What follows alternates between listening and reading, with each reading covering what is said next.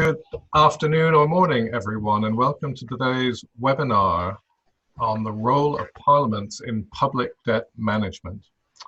As we all know, the COVID pandemic has required governments around the world to address both the health emergency and the subsequent economic shock. As governments roll out economic recovery packages and borrow to compensate for the loss of revenues due to the crisis, we've also seen public debt increasing sharply in many countries. The scale of the global economic crisis has pushed many countries close to and others into debt distress. WFD's work focuses on the role of parliaments. Parliaments have the power to oversee the budgetary measures adopted to mitigate the effects of the pandemic. However, they often have limited information about the public debt situation and about the government's strategy to tackle that debt. So today's webinar will address this issue, and it's based on an extensive policy brief which we are publishing today. And when you registered for the webinar, you will have received a link to the study. The structure of the webinar is that we'll first have an introduction by Richard Holden MP. The author of the study, Geoff Dubrow, will then present the policy brief, and there will be brief responses by two experts who are part of the reference group for the study, Penelope, Hawkins, and Jason Lakin. And finally, we'll have some time at the end for questions from participants. And whether or not you've had a chance to read the study yet, we'd welcome your questions, which you can submit using the Q&A function, which you'll see at the bottom of the Zoom screen. And just before we start, I'd like to thank the other two members of the reference group, Mustafa Askari from the Institute for Fiscal Studies and Democracy in Canada, and Alan Whitworth from the Department for International Development in the UK. And this whole event is scheduled to last for 1 hour, and we will stop on time. So let me begin by introducing the panel members very quickly. Richard Holden is a member of the UK House of Commons, the first ever Conservative Member of Parliament for his constituency, North West Durham, and he was elected in December 2019. He's a member of the Public Accounts Committee and is co-chair of the All-Party Group on Local Democracy. And prior to being an MP, he was a special advisor at the Department for Education and the Department for Transport. And Richard will need to leave shortly after giving his opening remarks, because today is a working day in the House of Commons and he has business to conduct there. Geoff Dubrow is a consultant with 20 years experience on public financial management and parliamentary oversight. Geoff's the author of the new WFD publication that we're talking about and is currently working with WFD on a new initiative in Morocco to strengthen parliamentary oversight over public debt management. Geoff has extensive experience in external scrutiny and audit, which includes the work of Supreme Audit institutions and public accounts committees. And Dr. Penelope Hawkins is the Senior Affairs Officer at UNCTAD, the UN Conference on Trade and Development, in the Debt and Development Finance branch. And prior to this, she was for 18 years Managing Director of a policy consultancy specializing in financial architecture, regulation of the financial sector, and financial inclusion in South and Southern Africa. Finally, Jason Lakin is a Senior Research Fellow at the International Budget Partnership in Washington. Between 2017 and 2019, he was Head of Research at the partnership, leading a multi-year project on budget credibility, supporting the Open Budget Survey and collaborating with the World Health Organization on program and performance budgeting. And before that, he set up and led the partnership's Kenya office, where he developed work around equity and fiscal decentralization. And I should, of course, have said at the beginning that I'm Anthony Smith, and I'm the Chief Executive of the Westminster Foundation for Democracy, which is hosting this webinar. So without further ado, Richard, thank you very much for agreeing to give the opening remarks to this session, and we look forward to your remarks, please. Well, thank you very much, Anthony. I think there's a new member of the Public Accounts Committee in Westminster, which there's a chap behind me there, William Gadsden, who set up the Public Accounts Committee back in the late 19th century, basically to keep an eye on what the government were up to, because the truth is that the people can never really trust the politicians. They need some oversight. And one of the biggest things that we have in Westminster is actually the National Audit Office, and that's behind all of the work the Public Accounts Committee do. And we get their reports, and if they're interesting or we think there might be a bit more to push on, we can call public evidence sessions in the Westminster Parliament to get more information out of them. And the interesting thing about the Public Accounts Committee, perhaps compared to some of the other select committees, is we question the civil servants and the senior, what are known as accounting officers within the system. So we're not talking to ministers, we're not trying really to make political points in quite the same way. And we're actually chaired always by a member of the opposition. So I work very closely with, despite being a very, a very active Conservative, I work very closely with a Labour MP called Meg Hillier, who's the chair of the Public Accounts Committee. So we have an interesting role, basically scrutinise what government does, and it's quite a bipartisan thing. I'm not saying there aren't any little squabbles occasionally, there certainly are, but what we try and do wherever possible is to act in a really constructive manner on behalf of Parliament and the public to hold what government's doing to account. Now, the COVID situation has clearly created something quite unprecedented, and although overall government debt and that side of things, whereas Public Accounts Committee focuses a lot on expenditure, so we sometimes try and do reports in advance, but often it's retrospective looking back.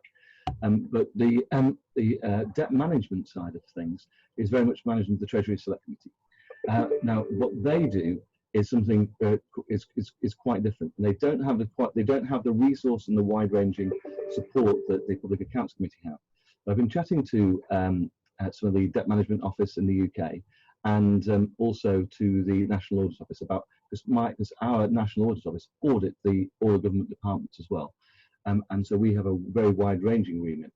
And one of the interesting things is just looking at the powers we actually have as parliamentarians, especially at this global pandemic, which is affecting all the different parliaments across the country. And one of the things that we're really interested in is how we can exercise greater scrutiny at the moment as either the Public Accounts Committee or the Treasury Committee, and often we work together on some things of what government's doing, because the amount of money currently being spent is phenomenal. We would be borrowing more this year in the UK than we did at the height of the financial crisis, but everybody said that borrowing was out of control. And at the moment, there are some things that government can do, that Parliament can do to scrutinise the government, but they are relatively limited, even in the UK, which is a very established democratic system of democratic accountability. And so we're still looking at pushing those boundaries even more in the UK, with looking at how we can perhaps scrutinise budgets before they are set, how we can scrutinise exactly how much money the government says it's going to borrow, and then at the end of the year it borrows something slightly different. So it's all about how we can build in scrutiny throughout the year, so it's not always retrospective.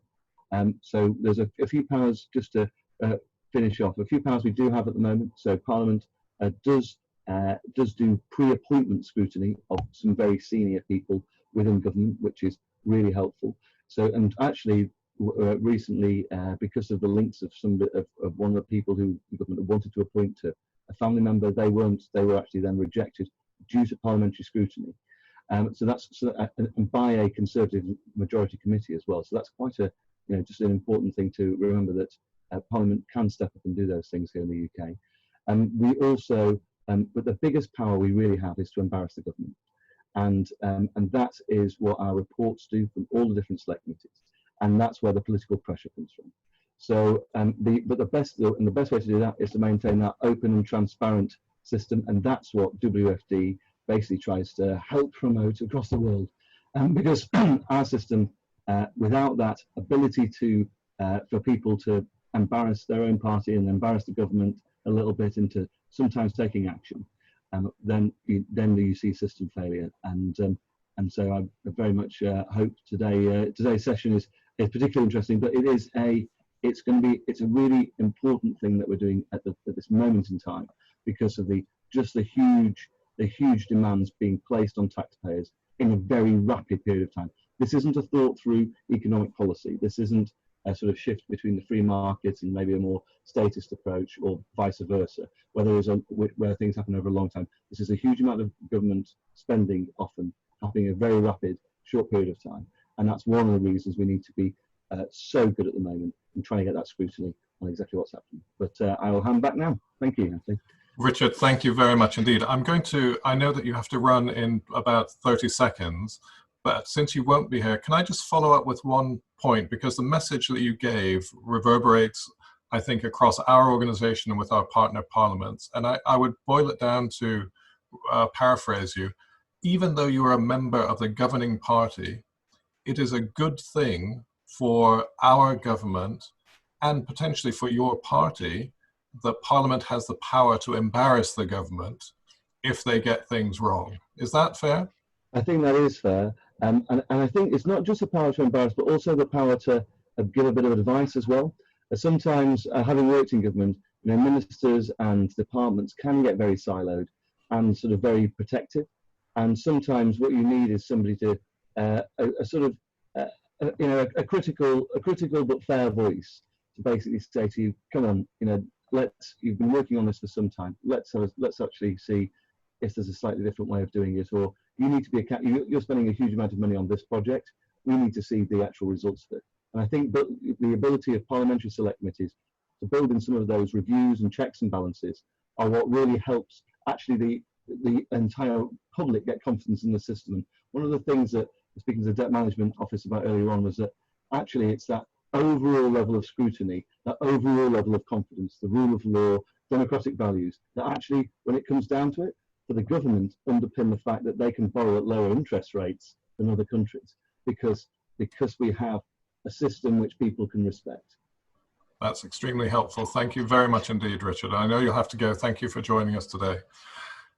Great, so let's get to the heart of the topic, and let me turn to Geoff to ask him to present his paper that he's worked on with WFD. I know you have a PowerPoint presentation on that, and don't forget to come off mute.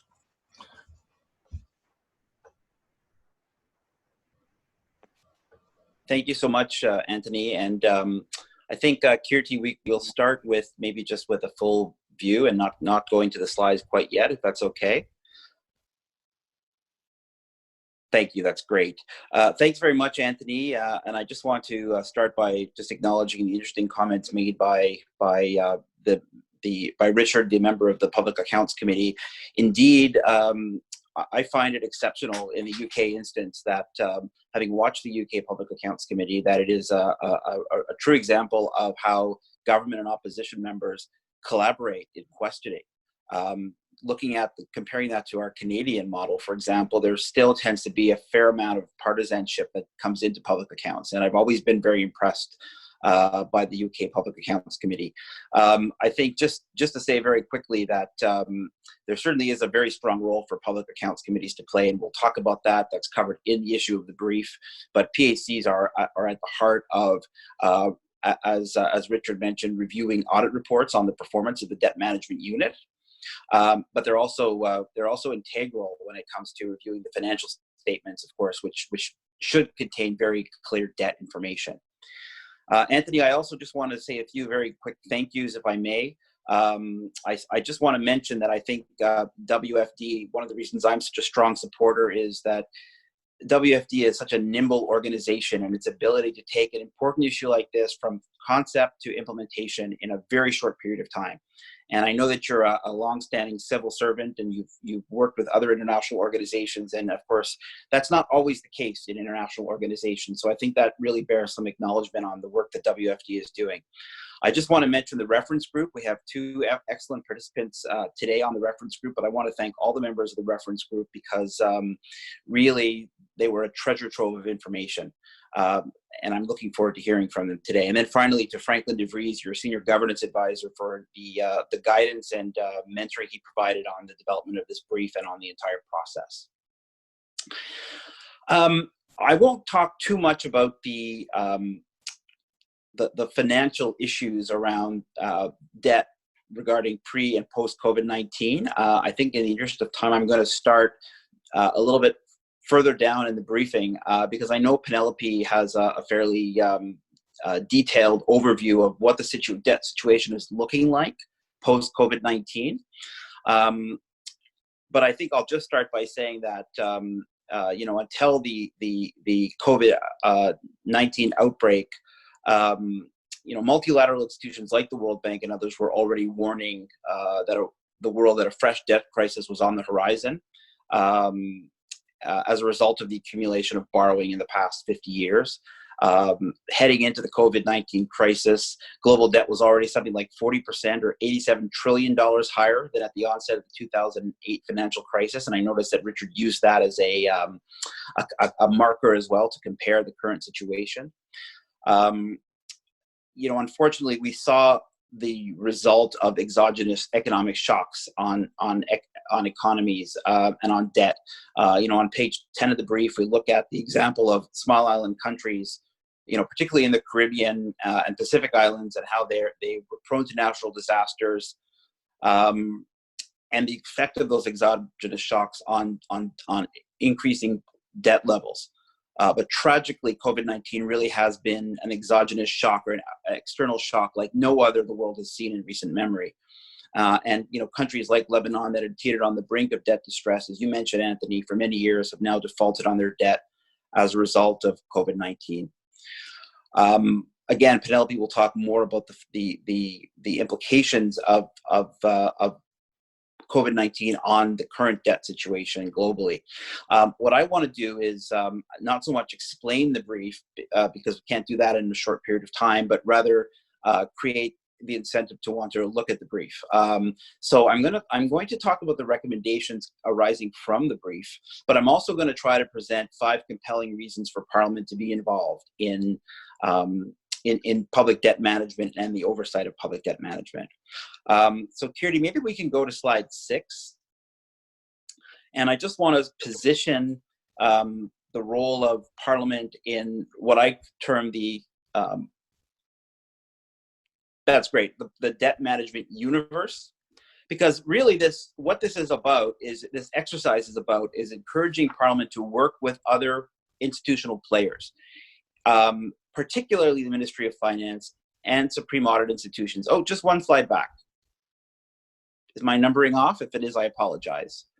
So it's really about, if you look at the upper left-hand corner of the screen, Parliament has a role, but it's not so much about getting Parliament to play that role on their own. It's really about getting them to work with the other institutions in the governance framework. And that would be for the purposes of strengthening the legal framework governing debt management, pressing for better reporting on public debt, both during the approval process of the budget and the ex-post oversight phase, using information provided by the Ministry of Finance, such as debt sustainability analysis, medium-term debt strategy, and the annual debt report, so that it's used more effectively in parliamentary decision-making and in the oversight process. And then reviewing any independently verified information from the Supreme Audit Institution. Richard mentioned the National Audit Office. That could be debt figures contained in the audited financial statement, or it could be audits of the performance measurement unit. So I thought an efficient use of the time would be to review the recommendations arising from the individual chapters of this brief, which can be found on page 40 of the brief. And I'll cover chapters 3 to 8. This will also serve as an overview of the key issues covered in the brief. So maybe we can start with the recommendations on the next slide. That's great, thank you. So with respect to understanding the public debt situation, this is what chapters 3 and 4 of the brief look at.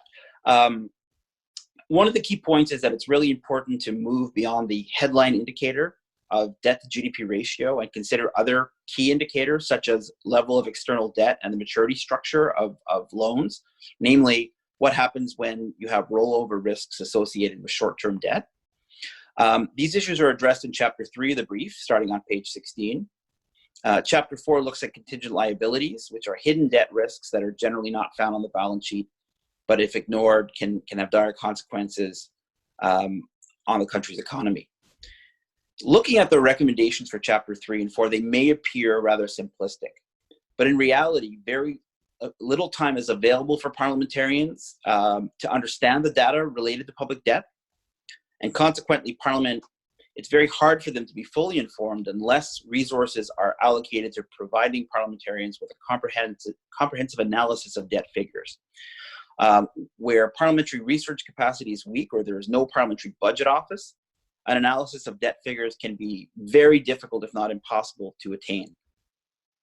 And that brings me to compelling reason number 1 which is pushing for debt reporting that provides a full picture of debt. One of the challenges associated with understanding public debt is often that the Ministry of Finance will only report central government rather than whole of government debt. It may not include the debt of state-owned enterprises, which we're going to talk about later, or of subnational governments.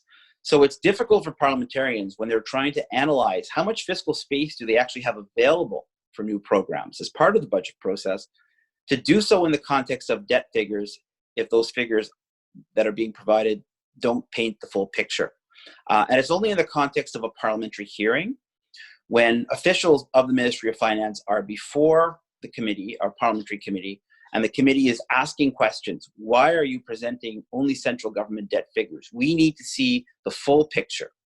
And then perhaps the committee is following up with a recommendation in its report to the Ministry of Finance, and then pressing the ministry's feet to the fire that these types of conditions change. So this is one of the compelling reasons why Parliament needs to be involved in public debt management. The second consideration is that it's important to integrate public debt into the budget cycle.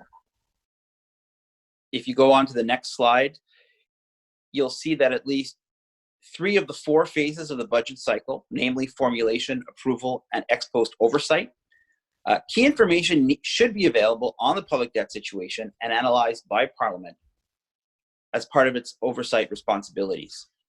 You'll find a slightly different version of this chart on page 30 of the brief.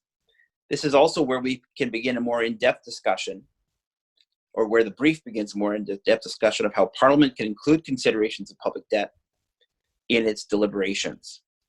And this brings me to the second compelling reason why Parliament needs to be involved in the public debt process, and that is bringing public debt into the budget debate.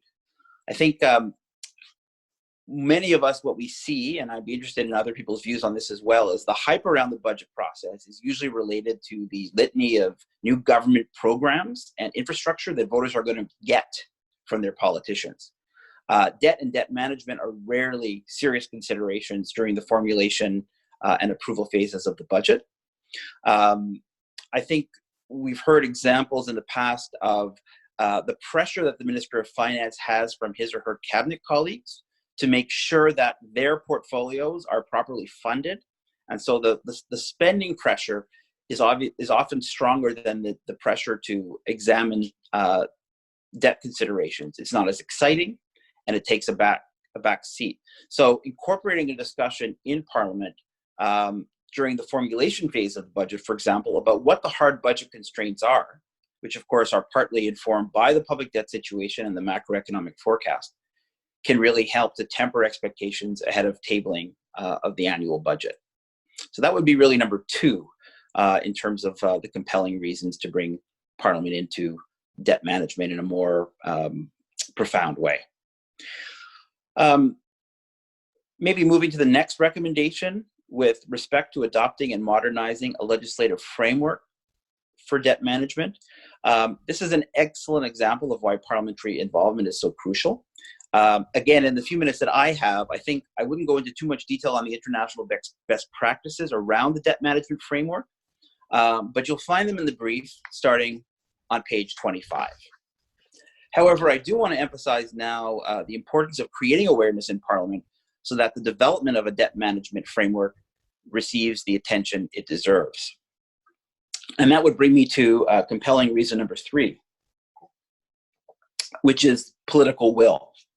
A couple of anecdotes I think that I'd like to share with you. One country that I worked in, I remember a senior representative of an aid agency sitting across from a permanent secretary of the finance department and emphasizing that the adoption of a new debt management framework was a priority. And I really think that that senior official in that aid agency believed that he had got the message across to the permanent secretary and that he had really influenced the process. I think what he was missing was not realizing that the finance secretary had probably 30 or 40 priorities that he had to present to the Minister of Finance, and perhaps only 2 or 3 that would actually get through the Minister of Finance desk just because of how busy he was. So I think working the public administration angle, and we look at so much of how our infrastructure is developed, is really focused on the public administration angle, not on political will and political leadership. So I think developing that political will is absolutely important to making sure that parliamentarians are both aware and have the time and resources available to adopt, for example, a debt management framework that would be in line with international best practices. Let's turn now to the next chapter, Chapter 7, and the ratification of loan agreements by Parliament. On page 13 of the brief, we look at the case of Mozambique, where the political leadership illegally bypassed Parliament with huge ramifications for both economic health of the country and the political reputation of those that negotiated those loans in secret. This might be more of an extreme case because of the illegal nature of bypassing Parliament, but on page 26, the brief cites statistics from a 2013 study conducted by the Interparliamentary Union and the World Bank, in which just under 60% of respondents stated that they have laws requiring Parliament to ratify loan agreements before they become effective. Now, 60%, you say, well, man, that sounds actually pretty good, 60 out of 100, 60%. However, statistics like this can be somewhat optimistic because we don't have access to the real story that outlines how much time Parliament has actually allocated to review or ratify a loan agreement. Furthermore, we don't know the basis of or criteria that Parliament has used to ratify the loan. So on page 27 of the brief, for example, we look at the 4 stages of the public investment management process: appraisal, selection, costing, and monitoring, and suggest that these stages could form the basis of potential lines of inquiry for parliamentarians in questioning loans prior to their approval. This brings us to compelling reason number 4. Which is the proper scrutiny of loan agreements. And I want to offer you another anecdote, if I may, from my experience. I've worked in countries where the Minister of Finance has bypassed the debt management unit, gone to a foreign country, signed a binding legal agreement with a foreign government, come back to his own country, gone to the debt management unit and said, here, put this in your database. It's a foregone conclusion. Parliamentarians cannot assume, and the country cannot assume, that due diligence has been done on loan agreements. That would also be the case with respect to loan agreements that have been vetted by the debt management unit. And I think this is a very compelling case for parliamentary involvement in debt management. Just to turn to the last chapter, Chapter 8 on oversight of state-owned enterprises. What I've noticed when conducting public financial management assessments internationally is that state-owned enterprise debt is often a major issue. What underlines that issue, however, is the poor state of SOE governance, right? It's often about patronage appointments to boards of directors. If you were running your own business, we wouldn't say, oh, I have a good friend who doesn't know anything about the business, but I'm going to appoint him or her but that does tend to happen in state-owned enterprises, often very weak internal controls and very limited accountability frameworks. Where the central government is underwriting state-owned enterprise debt, this issue can be all the more serious. Certainly one of the commonalities in my career over the past 20 years has been working with public accounts committees in Canada and around the world. The compelling reason number 5 is really about strengthening state-owned enterprise oversight. Parliament needs to be more involved in this area. Public accounts committees tend to be overstretched and have a very limited capacity and little time, particularly in low-income and middle-income countries. This is often because of the nature of audit reports themselves. They focus mostly on compliance. They're backlogged on central government and local government accounts. And public accounts committees cannot be expected to oversee state-owned enterprises as well. Having just returned from Ethiopia in January, I learned that the SOE committee had been folded into the public accounts committee. So it had been disbanded and folded into the mandate of public accounts. And the public accounts committee members were very clear in saying, we just don't have the time or resources to oversee this issue. On the brief, on page 38 of the brief, we note that the public investment committees are prevalent in many East African and South Asian countries. These committees operate separately from the Public Accounts Committee, and are exclusively focused on SOEs. I thought it would be humorous to add that the solution to any problem is rarely to form another committee. However, in this particular case, improved scrutiny of SOEs by a dedicated committee really could yield significant results. That concludes the sort of overview of the brief. I think I just want to mention, Anthony, just to very briefly, the work that WFD is doing in Morocco. And again, how quickly this idea has gone from the conceptual stage to implementation. You've got the brief, and now you're moving ahead already to providing strategic advice to Morocco, which is essentially is essentially a pilot parliament in this respect, presenting strategic advice to them on oversight of the debt management process, looking at how effective they've been in areas like oversight of contingent liabilities, oversight of state-owned enterprises, and then making a series of strategic recommendations and providing further guidance. This is the type of work I think that has not yet happened with most parliaments in the world, and I'm very proud and pleased to be working with WFD on this exciting project. That concludes my remarks. Thank you so much. Geoff, thank you hugely for a great presentation. Thank you for highlighting the key points from your report and keeping it very political. I mean, it's about individual politicians getting the sort of language and information that they can manage effectively in their jobs. So now we'll turn to Penelope and Jason for some relatively quick responses. So we'll have some time for questions. Kirti has just reminded everyone on the chat that if you want to submit some questions, use the Q&A function. We've got some already submitted, but we'd welcome some more. But let me start by turning to Penelope for her response to Geoff's presentation. Thank you. Thank you very much, and thank you for including me in this process, not only now, but in the thoughtful discussions that predicated it, including exposure to some of the WFD regional experts. I'd like to just preface my remarks by saying that I've been asked to talk about how COVID-19 has affected the debt situation of developing countries. And of course, much of what Geoff has been presenting has been talking about management within the country. At UNCTAD, we take that very seriously, and in fact, I represent a branch, more than half of which has an outreach process and a technical support process through the Debt Finance Management Assessment System, DIMFAS, which supports over 60 countries in this very important function.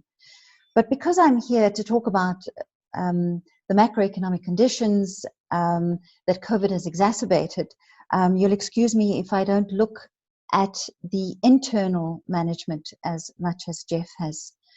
I think what we can say right from the front is right from the outset is that we know that developing countries were on the brink, in fact, of what we would like to see as an incredible rise in the debt burden, a potential looming wall of debt in terms of repayments.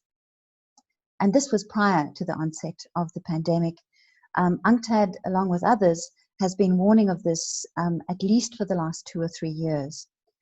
But the alarming feature of this precondition is that it was in fact obvious that this affected developing countries across the board.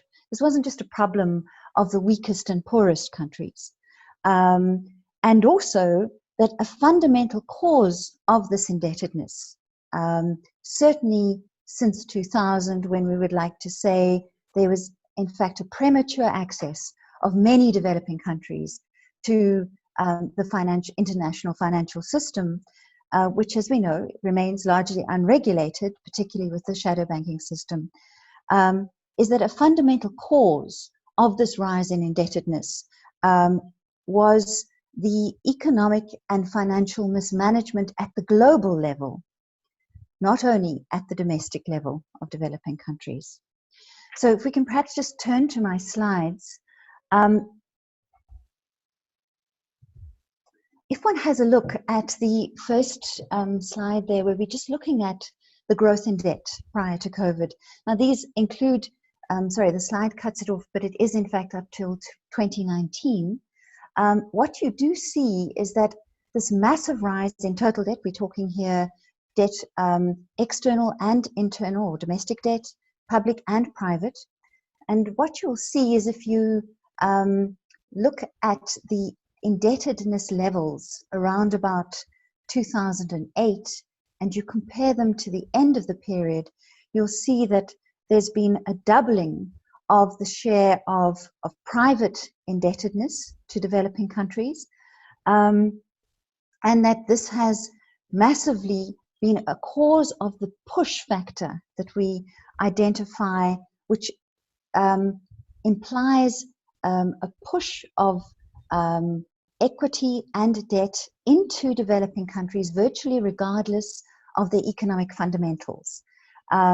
And this is really a consequence of the massive liquidity that was caused by developing countries protecting and saving their financial institutions, as well as a pull factor, which was that developing countries, particularly the poorest of those, have had increasingly reduced access to concessional finance, and at the same time ODA has continued to lag behind all of this time.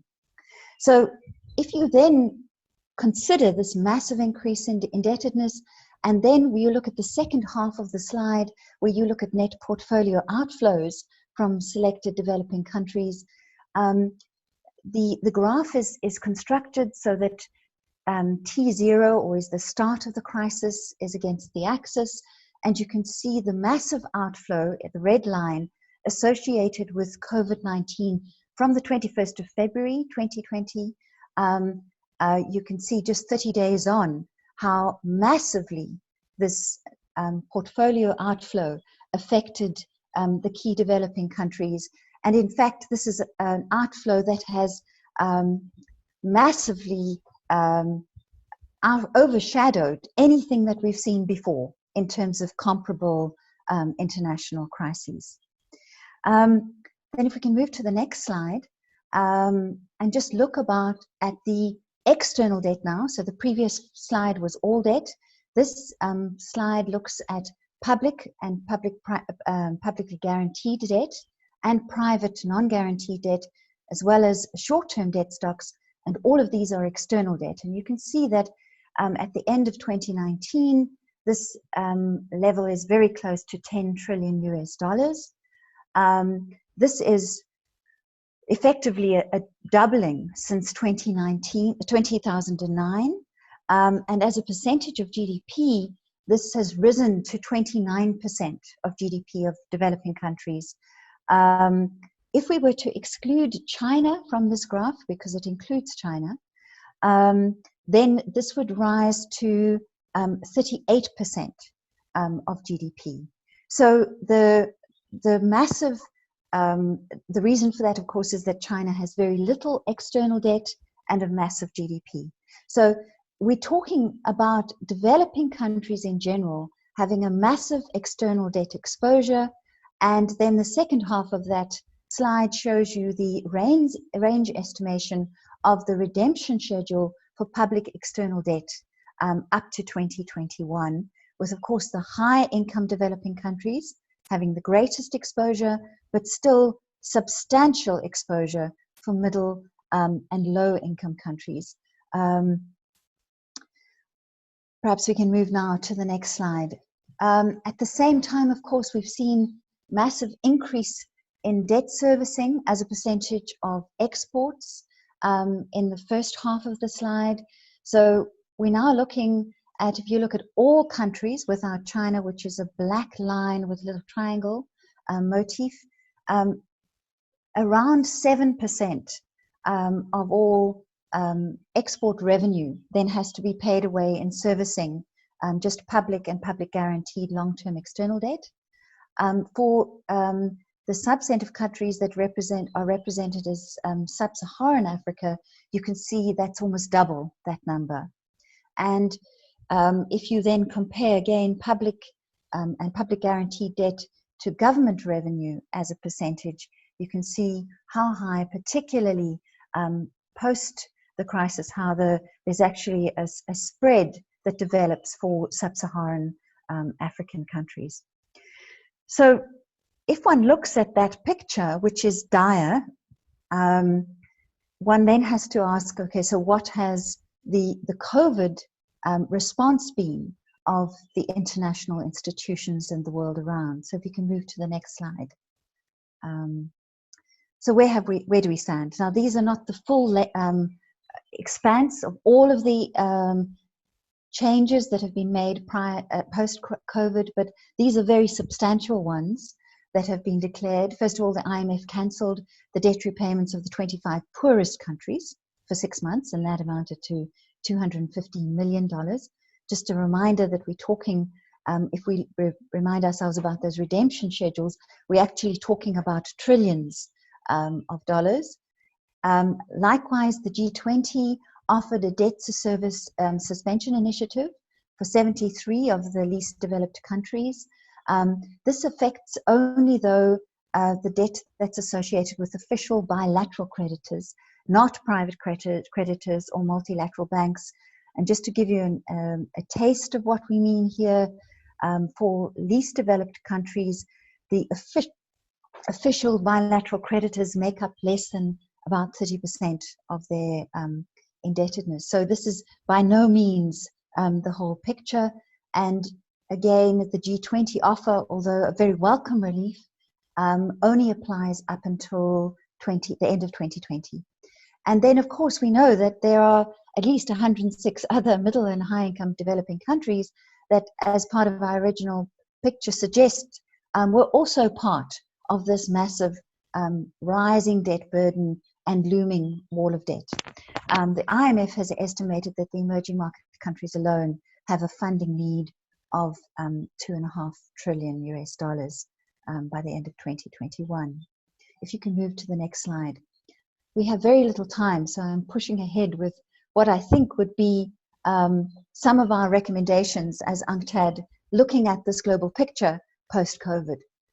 And I think perhaps we need to predicate this by saying that everything that Geoff has worked for over these past months in terms of setting out what parliamentarians can do as independent thinkers, assessing what is going on within their domestic environments.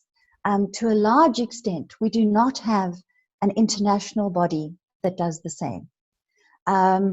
That goes to the end of my last point, which on this slide, which is the establishment of an international a developing country debt institution.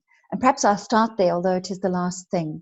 In 1944, when the Bretton Woods institutions were established, something like sovereign debt restructuring was never actually assigned as the responsibility of either the IMF or the World Bank.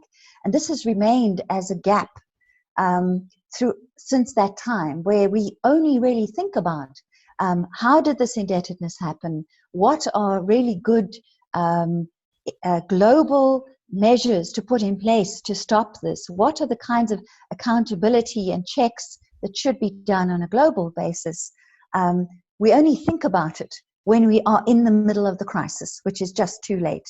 And people like even Carmen Reinhardt and Kenneth Rogoff are now saying we need something like this, an independent body that hears the voice of the borrower as well as the creditor and looks at that. So then moving back up for the rest of the slide very quickly, we would like to recommend automatic temporary debt standstills. This would be on debt servicing for at least a year for all developing countries. We think there's a need for a substantial increase in special drawing rights. Right now, even if these are enacted by the IMF, the current quota system means that the least and the middle and less developed countries receive only 10% of the quota. We need to legitimize capital controls so that when countries are in the throes of massive portfolio outflows, they are able to institute capital controls, not first seek permission to do so, and then effectively the horse is already bolted. We also think that official development assistance right now in the COVID crisis should be ring-fenced by the donor countries, because we know that these have fallen short year after year. In fact, if the donor countries had met their targets, over $2 trillion would have flowed to the least developed countries since the 2008 crisis. $2,000 trillion more, shall I say, $2 trillion more.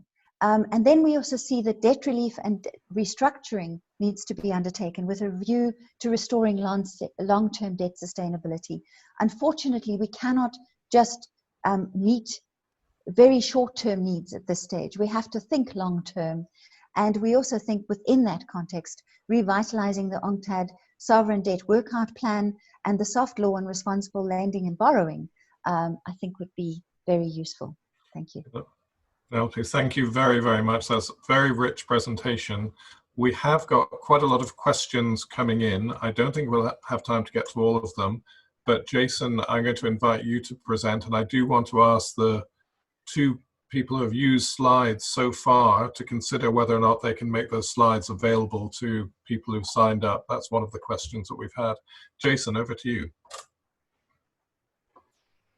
Thanks, Anthony. Let me just also say thank you to WFD, to you, Anthony, and to Geoff, and everybody else who's been part of this process. It's been great privilege to be part of these discussions. I've learned a lot and really enjoyed it. And I think it's a very valuable resource that's become even more valuable as the member said earlier because of the current situation. So let me just jump in very quickly since I know we're running out of time. I was asked to say something about the ways in which the International Budget Partnership and the Open Budget Survey, which is one of our core global products that assesses public finance around the world, looks at debt management. And so I'll just say briefly that the Open Budget Survey is a assessment which is carried out every 2 years, which looks at what we consider to be the 3 pillars of the accountability system around public finance, which includes fiscal transparency, oversight by parliaments, supreme audit institutions, and public participation in public finances. We carry out the survey, which is an objective measure of the availability of information and practices that are carried out by governments in 117 countries in 2019. And so I'll just be referring to the data from the most recent release of that survey, which of course is pre-COVID. So it doesn't reflect the most recent changes in practice. But I think the issues are as important as they were before. So let me just say quickly that the way we assess debt management, which is just one of many issues which are covered by the survey, is as a fiscal transparency issue, which is part of the Open Budget Index. So the Open Budget Index is a subset of the survey which focuses only on fiscal transparency. And that's the part of the survey which is most well known, where we provide scores for countries and rank countries in terms of their performance.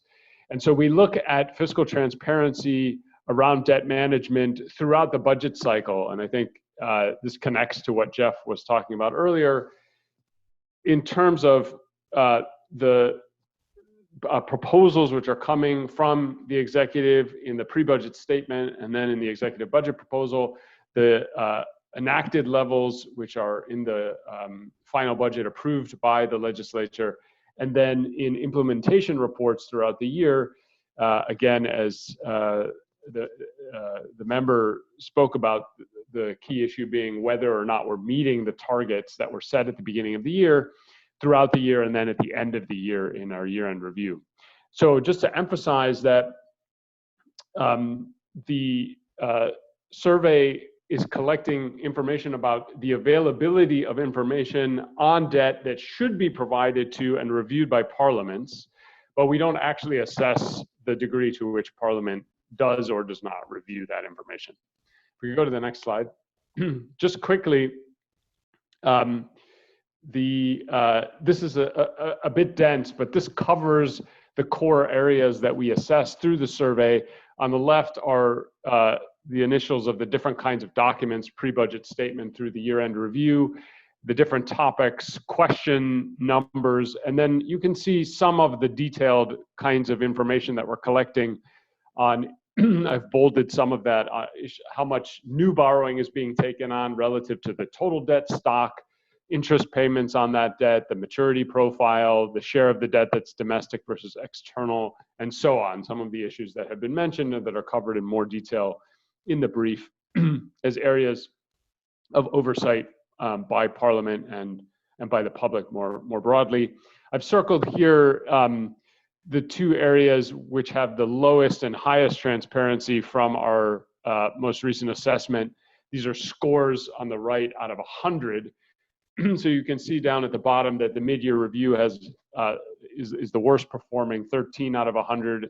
And that's basically information that's being provided in the middle of the year when governments update their targets from the beginning of the year and tell us why they are not necessarily going to be able to meet those original targets and what the revised target should be. I should say that many countries do not produce a mid-year review at all, which is one of the reasons why that number is so low. Those that do often don't include vital information about debt.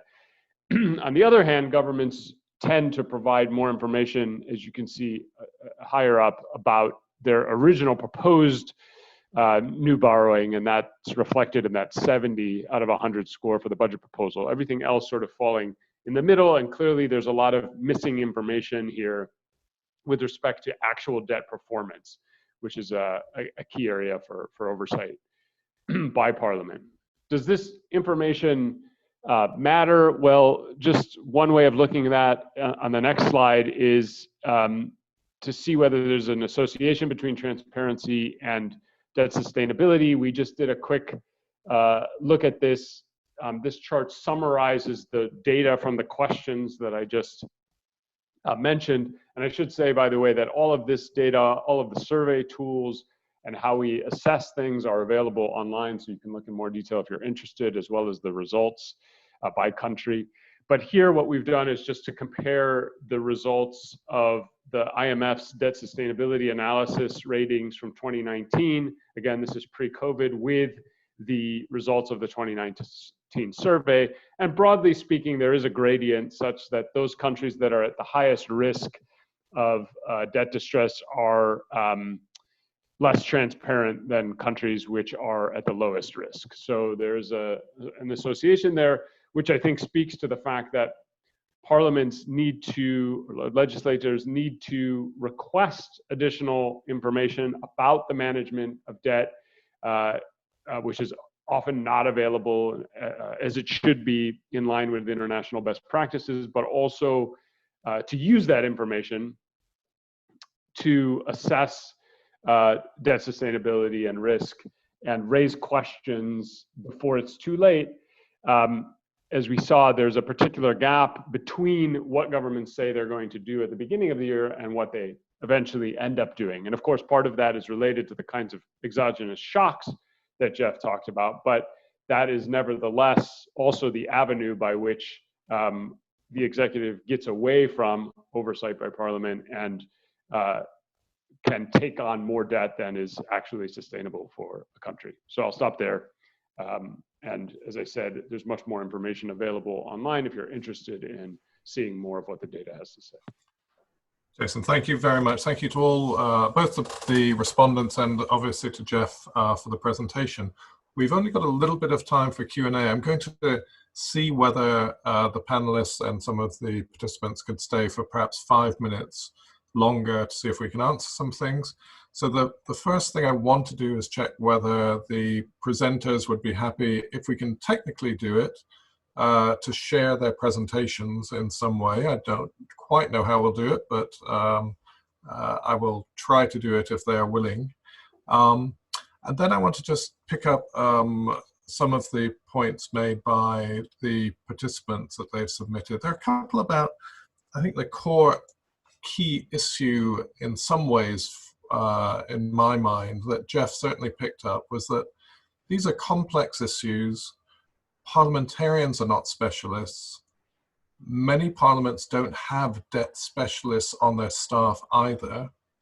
What do we do about that? It seems to me a critically important issue in ensuring proper understanding first of all, at national level, and Penelope, I'd like to come back to the international level in a minute, but at national level about the scope of the issue and what sort of questions Parliament should be asking. Do you have examples, not from the biggest and best resourced parliaments in the world, but maybe from others, where there is a good balance struck in getting the right type of information and making it available in a way that parliaments can use effectively?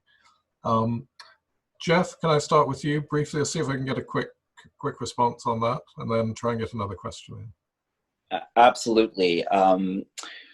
I think the parliamentary budget offices and fiscal councils have a very strong role to play in this area. Kenya has a PBO, for example, that I was told has more capacity than the Canadian Parliamentary Budget Office. It's a strong, well-resourced organization. But the reality is that parliamentary researchers are not finance experts. And parliamentary research capacity is great, but only in parliamentary budget offices and fiscal councils do you find people with the financial technical expertise that can match the Ministry of Finance. And so I think that is while not a panacea, I think that's a very important starting point. Thanks, and that was an addendum to that question. Actually, I should have added, one person referred to Supreme Audit institutions. Are they potentially a strong ally in getting the right type of information that can have the political impact that's needed? Absolutely. Particularly when it comes to reviewing the audited financial statements, that they play a very important role in making sure that the information that's been provided by the government has been presented accurately and in compliance with international standards. But I think also, and Richard alluded to this, the MP that was on the line earlier, the role of SAIs and actually conducting performance audits of the debt management unit. That is, looking at whether they are properly administered, whether they have the proper controls in place, do they have a segregation of duties between the front, middle, and back office. Actually looking at the administration of those units is something that SAIs can do and can do very well, and more of that needs to be done. Great. Penelope, there's a question that came in prompted by the Mozambique example that Geoff used, which is noting or asking about the responsibility of the lenders as well. So just generalizing it, not focusing necessarily on Mozambique, but either private sector lenders or multilateral, the World Bank or the IMF, etc. Is there a case for them having a requirement to check with the national parliament to ensure that there is full accountability and oversight of debt before an agreement is reached? Thank you. It's an intriguing possibility. Right now, there is no such thing that's internationally offered. UNCTAD has tried to offer these guidelines for responsible borrowing and lending, and within that, there is this very strong sense that it does take two to tango. And clearly, if one sees a stable financial system, an international financial system that's stable as a global public good, then in fact one does need to protect it from both sides. In some domestic economies that I know of in Southern Africa, there is a reckless lending provision. And at an individual level, that means that, if you as the bank or the credit provider have not really assessed the condition of your client, and they prove to be in default and they go insolvent, well, if you cannot prove that you did an assessment, then you don't get repaid. And I think in a way there's that kind of lesson that could be taken up, that there should be a requirement, there should be due diligence. At the moment that doesn't exist, but it's a very good suggestion. Thank you. Jason, there's a question which I think you might at least start with, which is about state-owned enterprises. And I think I would boil it, there are a couple of questions that mention SOEs.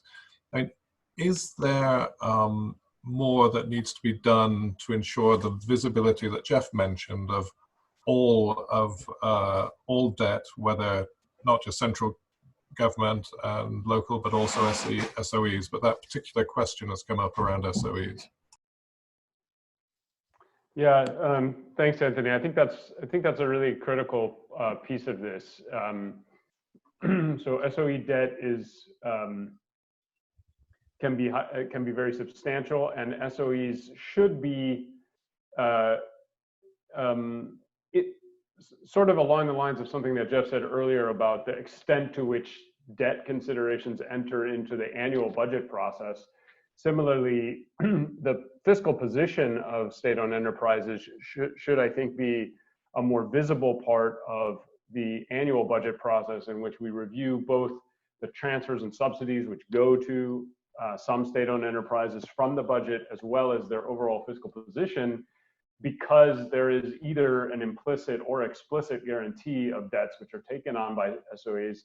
But as we've seen in a number of contexts, this is often, these enterprises are often used as a vehicle to take on debt which is not sustainable if brought onto the central balance sheet, and because the rules around that debt are not as strict and people aren't paying as much attention. So I think Parliament does have a critical role to play in asking both about the explicit liabilities that are there, where that is guaranteed, but also understanding contingent liabilities that may exist in state-owned enterprises but are not explicit. However, we know that because of the size of those enterprises, they eventually would be brought back on, in their sort of strategic importance, they would be brought back onto a balance sheet in the case of an emergency.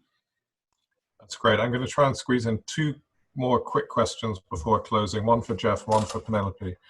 Geoff, there was a question about parliamentary oversight of public-private partnership projects. The questionnaire notes that they can generate a lot of contingent liability. Is this something that you've seen dealt with at national level?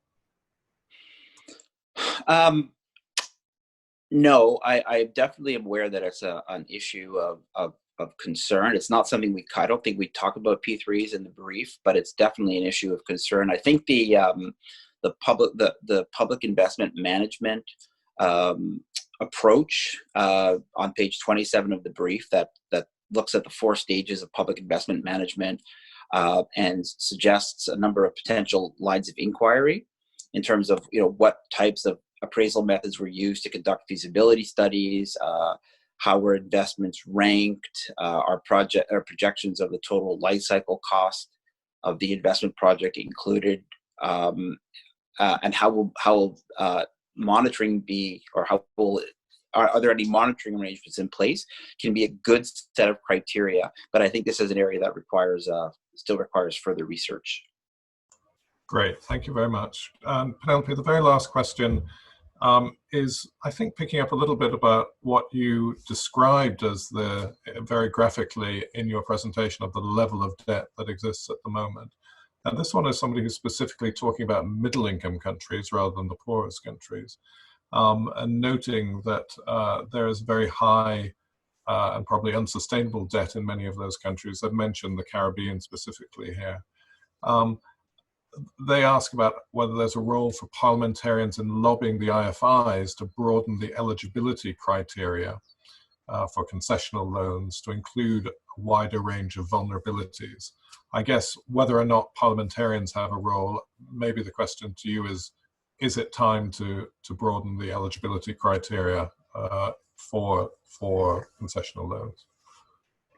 Yes, in terms of the broadening of eligibility, I think that we feel very strongly about that. I mean, more and more we are aware of our member states as the UN who approach us and explain that really as a consequence of a GDP per capita increase, a country is now precluded from concessional lending. And it may be a fairly small marginal increase, but that's the threshold. And very often there's no real economic logic behind it. It's simply an old tradition. And I think one of the things we need to really utilize this crisis for is to re-examine some of our traditional thinking, and accepting that in fact it doesn't always, it's not always useful. I know that sometimes when we talk about things like increasing concessional access or debt relief, people say, but how can it be done? And in terms of debt relief, I always think it's useful to think about the London Agreement in 1953, when over 50% of Germany's debt was forgiven, and all of its repayment of its remaining debt was linked to its export capacity, in other words, export earnings. This has been done before. We need to think really seriously about testing our current ways of thinking, and certainly increased access to concessional finance is really important. Thank you. Penelope, Jason, Geoff, thank you all so much for your contributions today. They've been really, really excellent. The policy brief is now available on the WFD website. I encourage you to both look at it and flag it up to others to allow them to access it. We focus as an organization on the role of parliaments in a lot of our work, and this session has, I think, recognized how complicated these issues are, but how important it is that parliaments exercise the accountability and oversight that's needed to ensure that governments do the best job they can in managing their debt. The international level is not something that WFD engages in per se, but I think it's clear that the national and international levels are inseparable and need to be looked at holistically. So we thank you all for participating. Thank you, panelists, again, and we look forward to speaking another time about this important issue. Thank you. Bye-bye. Thank you. Thanks very much. Thank you. Sure.